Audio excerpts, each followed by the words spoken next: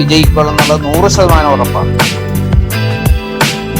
നമ്മൾ ആദ്യം പറിച്ച ആനക്കൊമ്പൻ കപ്പയുടെ അത്രയും വിളവ് രണ്ടാമത്തേതിന് കിട്ടിയിട്ടില്ല. കാരണം വെച്ചാൽ അത് കുറച്ചുകൂടി ഒരു 8 മാസമൊക്കെ കാലാവധിക്ക് വിളയുന്ന കപ്പയാണ്. അപ്പോൾ അത് 8 മാസം ആയിട്ടില്ല.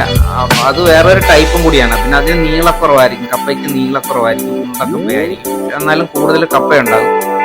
അപ്പോൾ അതിന് ആദ്യത്തെ അത്ര ഒരു 10 കിലോ 11 കിലോ എന്നുള്ള ആ റേഞ്ചിൽ അതിന്റെ വിളവ് വരുന്നില്ല.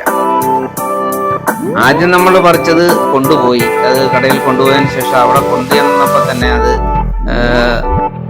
അവിടെ സെയിലായി. അപ്പോൾ വീണ്ടും ആവശ്യം പറഞ്ഞു. അപ്പോൾ നമ്മൾ വീണ്ടും പറിച്ചുകൊണ്ടിരിക്കുകയാണ്. അപ്പോൾ ആദ്യത്തെ അത്രയും വിളവ് ഇതിന് വന്നിട്ടില്ല എന്നുള്ളത് മറ്റൊരു സത്യമാണ്. ഇനി അങ്ങോട്ട് പറിച്ചു നോക്കിയാലേ അറിയാത്തുള്ളൂ ഇനിയുള്ള വിളവ് എന്ത് മാത്രമാണ്. എന്തായാലും ശരി, ഒരു